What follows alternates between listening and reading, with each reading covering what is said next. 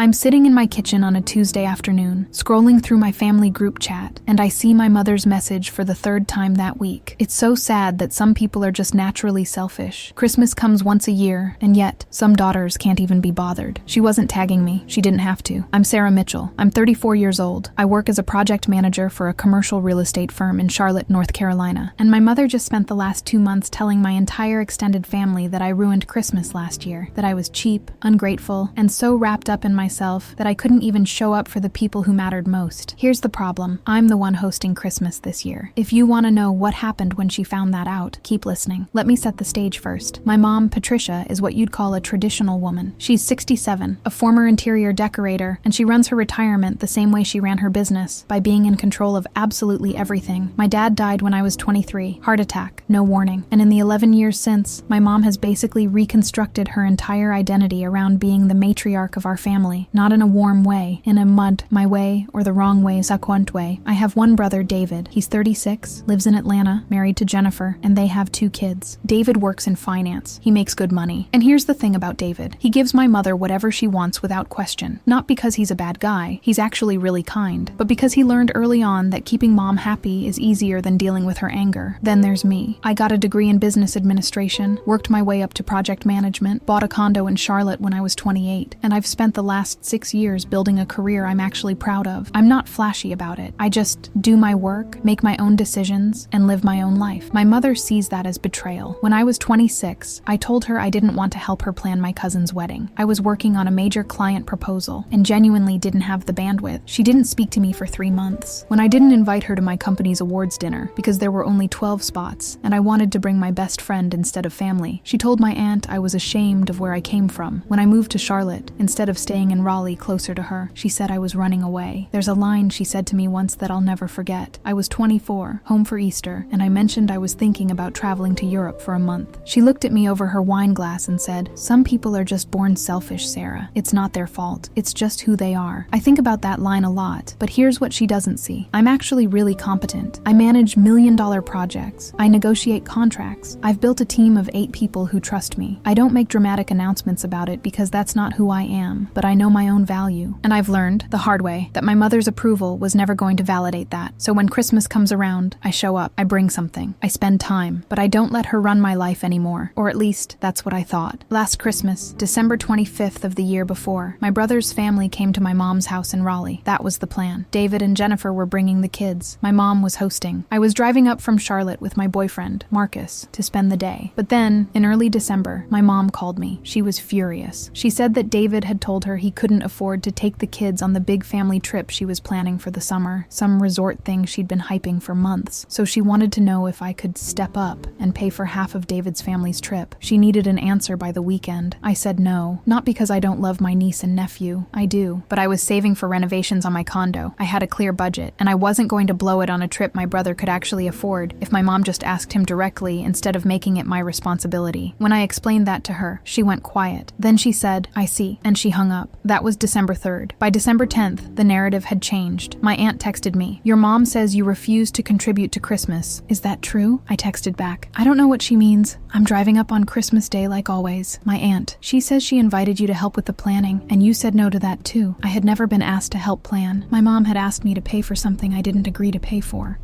But I didn't text my aunt back. I called my mom. "What are you telling people?" I asked her.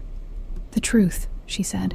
"That you're being selfish. That you're choosing your own money over family. Mom, you asked me to pay for David's vacation. That's not the same as Christmas planning. If you cared, you'd help with all of it." I remember standing in my kitchen, staring at my reflection in the window, and just feeling tired. This was the pattern. This was always the pattern. Twist the story. Make it about my character, not about the actual request. Spread it around. Make it social. "I'm coming on Christmas Day," I said. "I'll be there for the meal. That's what matters." "Will you?" she asked. "Or will you find some excuse?" I hung up. But then Christmas came, and we did the whole whole thing. I showed up. The meal was fine. My nephew hugged me. My niece showed me her new book. My mom barely spoke to me, but I made it through, and I thought maybe we'd moved past it. I was so wrong. It wasn't until January that I realized the full scope of what she'd done. I was at my friend Keisha's house, and she brought it up casually. She said, "So your mom told my mom that you basically refused to help with Christmas because you were too busy with yourself." I felt my stomach drop. Keisha's mom and my mom go to the same church. They're friendly, and suddenly I understood. My mom hadn't just told my aunt. She'd told her friends. She'd been on the phone all through December, probably, painting this picture of me as the ungrateful daughter who chose money over family. Then my cousin Lauren called me. She and I are close. We're the same age, and we've always had a good relationship, but her tone was off. "I just want you to know," she said, "that I don't believe whatever narrative your mom's putting out there, but like, a lot of people do. She's been saying you refuse to help pay for Christmas because you're saving for your condo renovations, and that you basically said, 'Sorry, no,' when she asked you to contribute. That's not what happened," I said. "I know," Lauren said. "That's not the part that matters, though. The part that matters is that she's been saying it consistently, and people believe her because,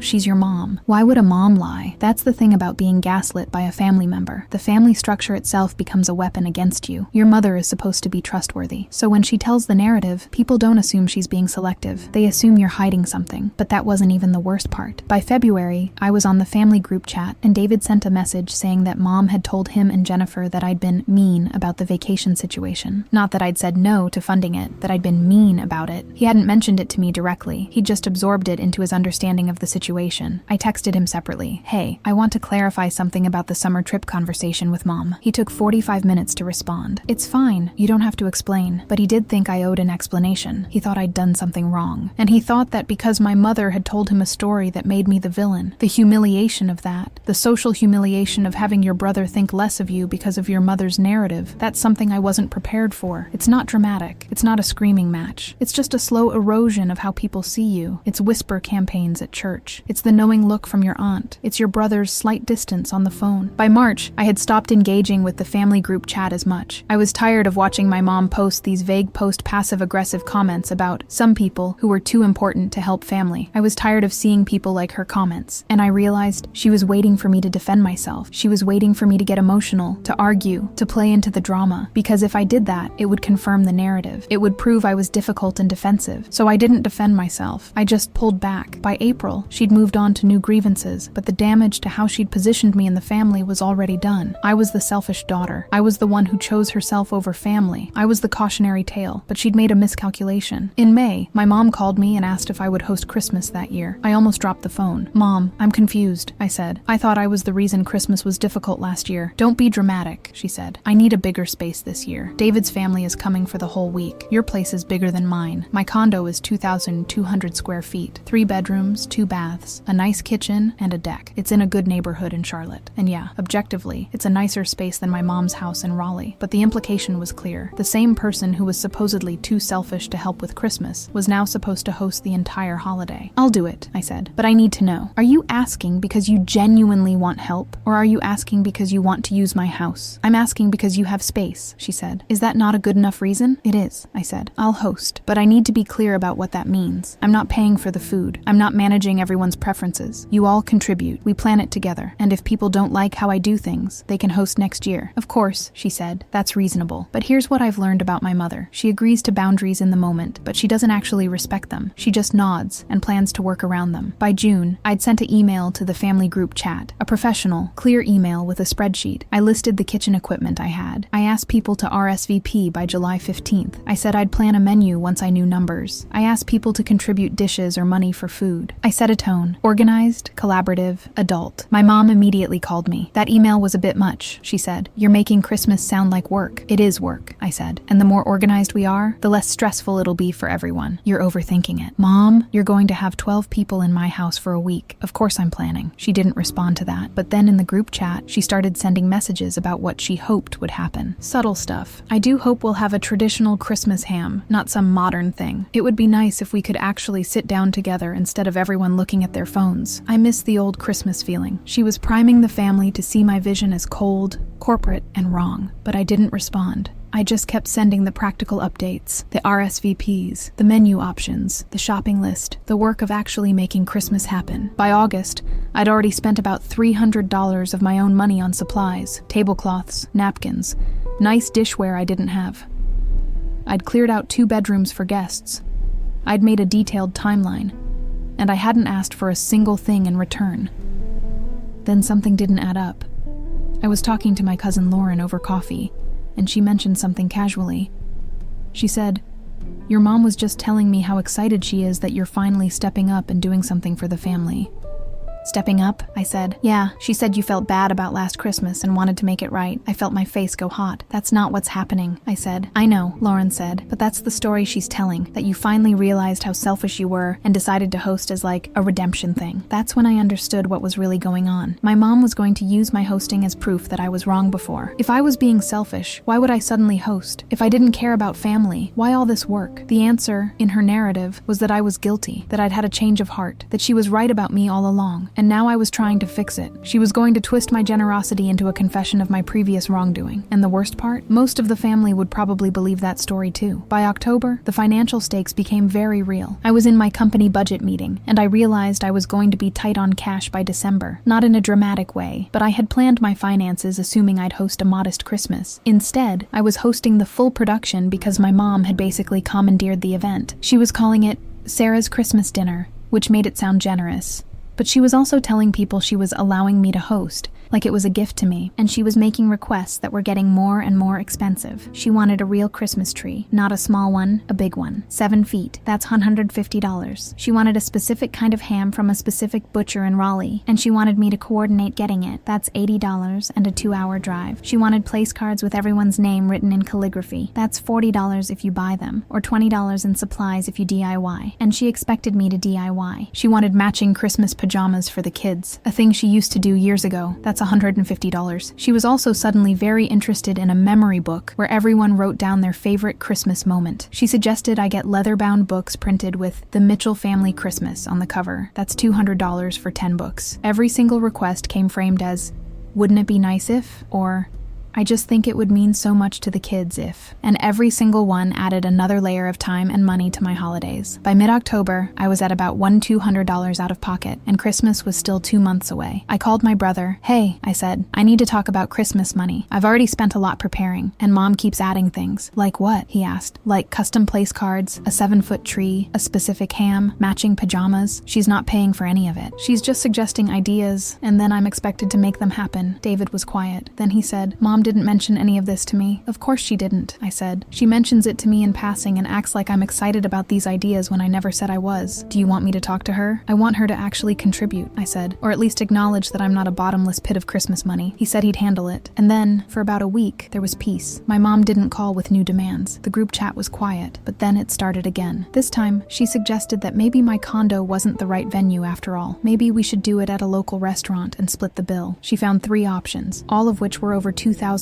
for the size of our group. When I said that seemed expensive, she said, "Well, some of us want a real Christmas, not just takeout in someone's living room." That's when I understood. She was trying to sabotage my ability to host, because if I looked incompetent, or if the Christmas turned out to be too expensive or too exhausting, it would actually prove her original narrative. It would prove that I was selfish, that I couldn't be trusted with family responsibility, that I should have just paid for the summer vacation and let her be in charge. She was setting me up to fail, and the time stakes were getting tighter too. It was November now. November 5th, to be exact. I had 7 weeks to pull off the biggest family event of the year, and instead of help, I was getting sabotage dressed up as suggestions. That's when I decided to do something that would have seemed unthinkable a year ago. I started documenting everything. On November 12th, I invited my mom to coffee at a cafe exactly halfway between Raleigh and Charlotte. I didn't tell her what the meeting was about. I just said I needed to talk about Christmas and wanted to do it in person. When she arrived, she was immediately defensive. "If this is about money," she said, "I've been saving my Social Security to help." "No," I said. "Mom, sit down." She sat. I pulled out a folder. Inside were printouts of every text message, every email, every group chat message she'd sent about Christmas since August. I'd organized them chronologically. I'd also printed out the messages she'd sent in February about some people being selfish. "I want to understand something," I said. "Last January, you told the whole family that I ruined Christmas because I wouldn't pay for a vacation I didn't agree to pay for.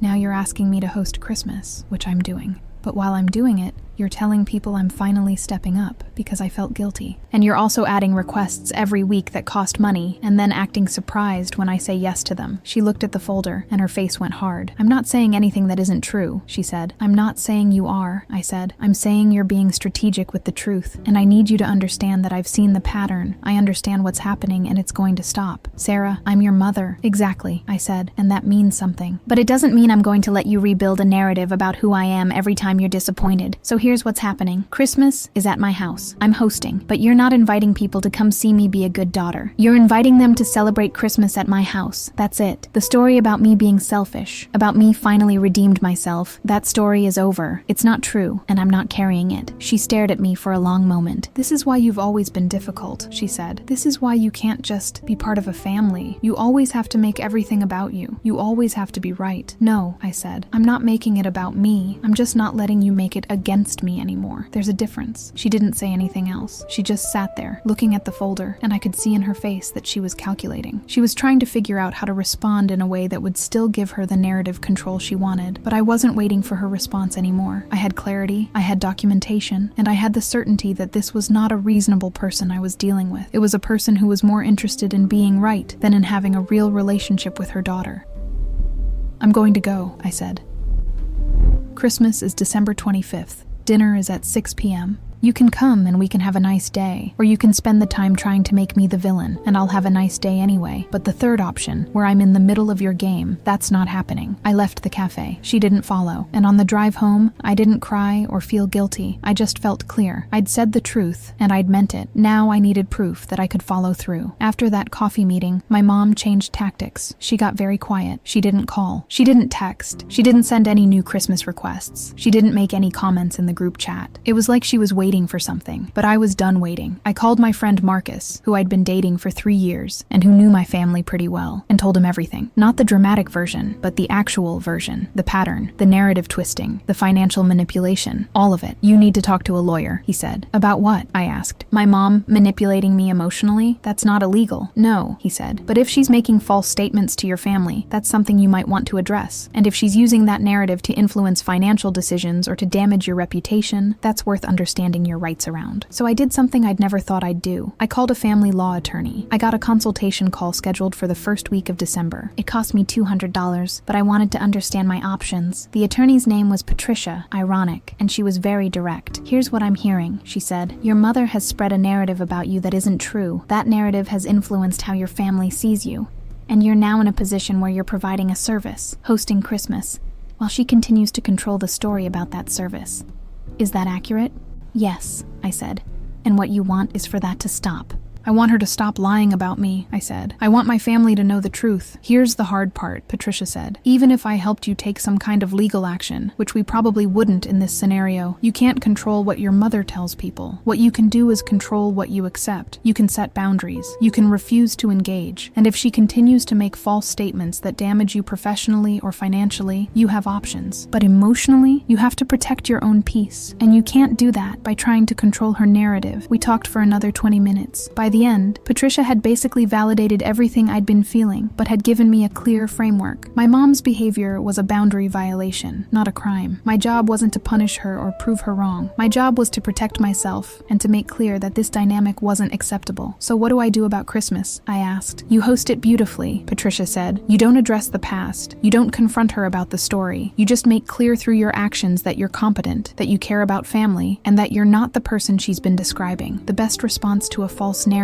is living well. When I hung up, I felt lighter than I had in months, but I also printed out everything Patricia had told me. I saved the email, and I kept all my receipts for Christmas expenses. By early December, I had spent about $1,500 total, and I was about to spend another $300 on final groceries and drinks. My condo looked like a magazine spread. The bedrooms were clean and welcoming. I had a playlist of Christmas music. I had a plan for breakfast, lunch, and dinner for the entire week, and I had zero anxiety about whether it would be good enough because I knew that I was doing this for my family, not for my mother's approval. I was going to be fine. And more importantly, my mom was going to have to face the reality that her daughter was actually really competent and generous. That was the twist she wasn't expecting. On December 17th, I got a phone call from my Aunt Claire, my mom's sister. "Hi, honey," Aunt Claire said. "I need to ask you something and I need you to be honest." "Okay," I said, bracing for something. "Your mom told me that you practically begged her to let you host Christmas because you felt so bad about last year. Is that true?" I didn't even pause. "No," I said. "She asked me if I would host because my place is bigger." I said yes, I would do it, but I didn't beg, and I didn't feel bad about something I didn't do. "That's what I thought," Aunt Claire said, "because your cousin Lauren mentioned something to me, and I got to thinking, when did this whole Sarah ruined Christmas story start, and who was telling it?" "Your sister," I said. "My mom, in January, because I wouldn't pay for David's vacation." "Right," Aunt Claire said. "So I called your brother, and I asked him what actually happened with that vacation situation, and he said your mom had asked you to pay for it. You said no, and he didn't think there was anything wrong with that." I felt my chest get tight. So then I asked David, "Has Sarah ever actually ruined Christmas?" And he couldn't remember a specific incident. He just remembered your mom saying that she was upset with you, but he couldn't remember why anymore. "Aunt Claire, honey, I'm calling because I'm tired," she said. "I'm tired of listening to your mom tell stories about people that change depending on the day of the week. And I think you deserve to know that I don't believe her narrative. I never really did. I just didn't want to rock the boat." After we hung up, I sat on my couch for like 10 minutes just breathing. Because here's what I realized. My mom's lie had already started to collapse on its own. People were starting to ask questions. People were noticing that the story didn't quite make sense. And now that I was actually hosting Christmas, now that I was being generously hosting Christmas, the lie was going to be completely exposed. My mom had built this narrative about my selfishness, and then she'd asked the supposedly selfish daughter to host a major family event. And the only way to make that make sense was if I was guilty, and this was redemption. But I wasn't guilty. I was just competent and loving and capable, and now everyone was going to see that. 3 days later, on December 20th, my mom called me. "I want to talk about the narrative," she said, which is funny because that's what she called the story. Not what I said or how I feel, but the narrative, like she was already distancing herself from it. "Okay," I said. "I may have overstated things in January," she said. "I was hurt about the vacation situation, and I wasn't clear about what the real issue was. This was as close to an apology as I was going to get from my mother. I knew that. I appreciate that," I said. "And I appreciate that you can see how that narrative affected things. So we can move past it," she asked. "We can move forward," I said. "Past is past." And that was it. That was the twist. It wasn't a big confrontation. It wasn't her breaking down and admitting everything. It was just her acknowledging, when pressed, that she'd been wrong, and me deciding that I didn't need more than that, because I'd already won. I'd set a boundary. I'd documented the truth. I'd checked in with an attorney, and I was strong enough to host Christmas and not care whether she approved of me or not. That was the real victory. December 25th came. My house was full by 6 p.m. David and Jennifer, the kids, my mom, Aunt Claire, my uncle, my cousins Lauren and her family, 15 people total, which is a lot for a 2-bedroom condo, but we made it work. And you know what was interesting? My mom was nice. Not fake nice, actually nice. She complimented the food. She helped without being asked. She laughed at my jokes. When I brought out the place cards I'd made by hand, not because she demanded them, but because I thought they'd be pretty, she actually teared up a little. "These are beautiful," she said to me. "Just to me. Thank you," I said. And I meant it when I said that, because I recognized that her tears were real. She was actually happy to be there, and maybe, possibly, she was also acknowledging what I'd done, which was more generosity than she'd shown me in a very long time. David pulled me aside at one point and said, "This is incredible, Sarah. Thank you for doing this." "Of course," I said. "That's what family does." "No, I mean," he paused. "I talked to Mom about some stuff that happened, and I realize I should have listened to your side of things more. I'm sorry." I hugged him, and I didn't say anything dramatic. I just said, "We're good," because we were. The lie was over. The narrative had collapsed, and now we could just be a family again. On the 26th, after everyone left, my mom pulled me aside in my kitchen. "I need to say something," she said. "Okay," I said. "I've been thinking about the way I treated you, the story I told, and I've realized that I was wrong. Not just wrong, cruel. I wanted you to feel small because you weren't doing things my way, and I built a story to justify that." She had never, in 34 years, said something like that to me. "I don't know if you can forgive that," she continued, "but I'm asking." I looked at her, really looked at her, and I saw an older woman who was scared of not being in control and had learned to use manipulation instead of asking for help. She wasn't evil. She was just wounded in ways that had made her weaponize her own family. "I can forgive it," I said, "but things have to be different going forward. I can't be in a relationship where you're constantly creating narratives about me. I need you to ask me directly about things instead of assuming, and I need you to respect that I'm an adult with my own life." "Okay," she said, "and you need to tell people the truth about what happened," I said. "Not because you need to admit you're wrong to everyone, but because I can't have a reputation in our family that's built on a lie you created." She was quiet for a long moment. "I'll call a few people," she said finally. "I'll tell them that I miscommunicated about the vacation vacation situation and that I was wrong to make it sound like something it wasn't. Thank you, I said, and she actually did it. Over the next week, she called my aunt, my cousin, probably a few people from church. Not a dramatic public apology, just a quiet correction of the record. I was upset, and I said some things that weren't fair. Sarah was right to set boundaries. I'm proud of her. I know because my aunt told me she'd said that last part. I'm proud of her. By the time January came around, the narrative had shifted. I was no longer the selfish daughter. I was the responsible one. I was the one who'd hosted an amazing Christmas.